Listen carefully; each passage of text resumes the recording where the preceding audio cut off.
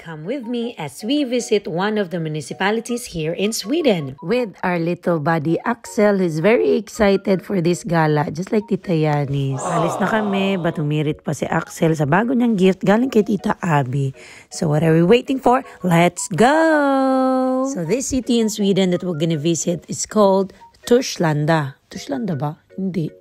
Trollhättan pala. So yes, pupunta kami ng Trollhättan. Kasama ko na naman ang buong barangay Aquino. Going to Trollhättan from Gothenburg where we lived is just only an hour away drive. A few inches away, we just arrived in Trollhättan, Sweden. So ito na yung city center nila, and ang first destination namin is we will visit a man-made waterfall. So famous yun siya dito sa lugar nila. While we were on the way, nakatulog na nga si Alex, and then si Alex number 2 ay si Tito pala. Dito sa Sweden, every 9th of May is an official Red Day holiday in observance of the Ascension Day. So Sweden is a Christian country. Naniniwala sila that after 40 days, Jesus went up to heaven. So that is what Ascension Day is all about. On our way to our destination, nadaanan pala namin yung Aliwagwag Falls of Davao Oriental. Charot lang. So we have arrived. While everyone is happy, Axel is so sad kasi nagising siya sa tulog niya. But anyway, we just parked and we saw these colorful houses up there. I think mga apartments to. So this area is called Kopparklinten. So yan yung pupuntahan natin. It's like a cliff. Sa aming paglalakbay, we felt like something's going on inside our body. Char, nahihilang kami. So, naghahanap kami kung saan kami pupwesto. Oh, gamitin ang pagka-Pinoy. Saan ka pupunta, Abby? Agoy. So, oh my God. Grabing trip to. Bad trip talaga. Ayan, wala lang. Nag-uusap lang kami niyan about life. Sobrang saya na ng lahat, pero si Axel ay sobrang nasasaktan pa rin sa sitwasyon niya. So, Miss Rachel to the rescue. Can you say flower? Good job! Ayan, medyo masaya na siya. Baka na-bored lang talaga siya sa car. Alam mo yung feeling na long time ka na nagstay sa bahay, wala ka ng gala-gala. Yan talaga na-feel ko, Axel. Kaya I totally understand you. I totally understand what you're going through right now, Char. And here we are. Nakagala din sa wakas. The view is really super nice. Waterfall siya, pero wala kayong nakitang waterfall. Sige, change na lang natin. River na lang siya or dagat. Kayo na lang bahala mag-describe, guys. Basta sa nakikita nyo, may something doon na parang palace. Pwede din siyang bumaba, pero hindi na kami bumaba kasi sobrang hangin during that time. So, pupunta muna ako kay Aling Lena.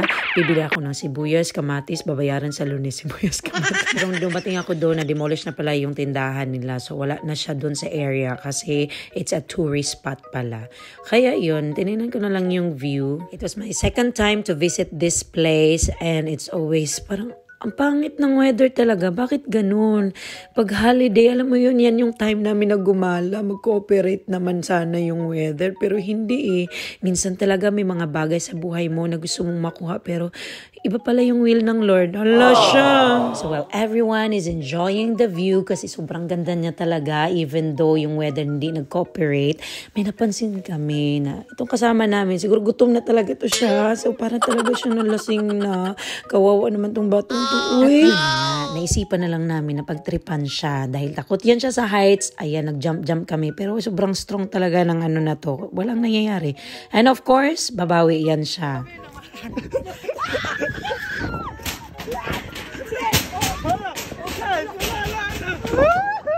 Oh no!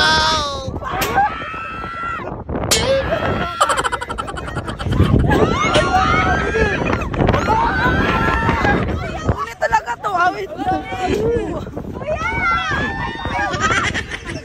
Wala na akong pang YouTube. Off to our next destination.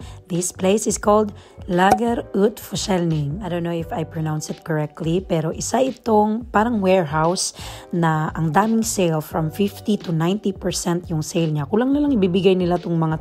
And most of the things na mga andito ay mga branded talaga na mga items. Like this one from Cubus na suit for kids. It's very cute.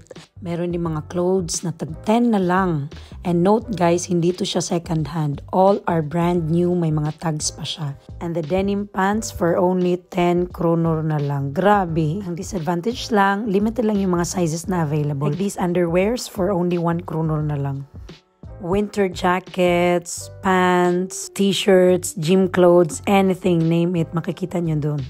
This winter jacket, super nice talaga niya, pero medyo pricey ito siya, 300 I think. So, ang dami namin trinay, but then hindi nag-workout. Ganun talaga yung buhay. Medyo hindi ako nabudol for today's video. Yung 1 kronor lang talaga ang nag-tempt sa akin. After the budol, everyone is so hungry, but Axel is on the mood to play.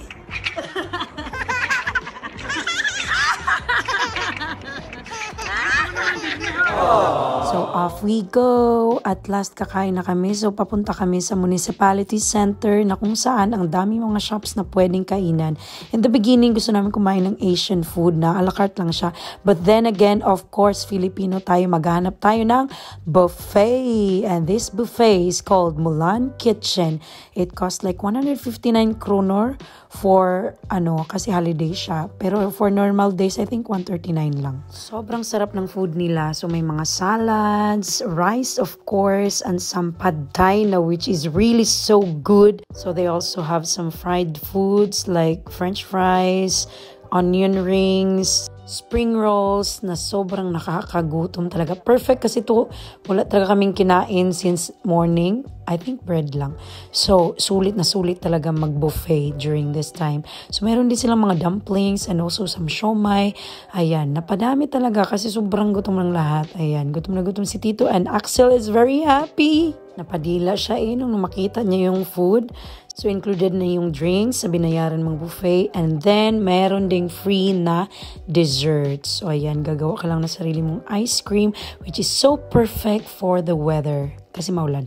So, after kumain, naglibot-libot muna kami kasi sobrang daming shops na nakapalibot sa lugar na to. And dito sa Sweden, may tinatawag na normal na shop which is very good if you're looking for some cheap skincare products and mga pang-travel. This is a very good shop to go to. Ito nga, si Tito, gusto niyang bumili ng shades but then again, bakit daw may puti? So, hindi niya na lang bibili.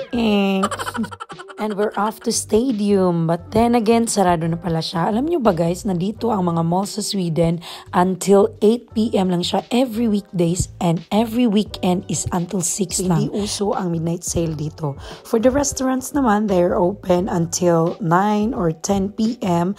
May mga coffee shops na open until 24 hours. Others naman from 9 to 10 lang. May mga fast food chains naman dito like McDonald's and Burger King. They are open 24 hours. At least alam nyo na pag pumunta kayo dito sa Sweden, wag kayong mag-expect na until 10 p.m. yung mall nila.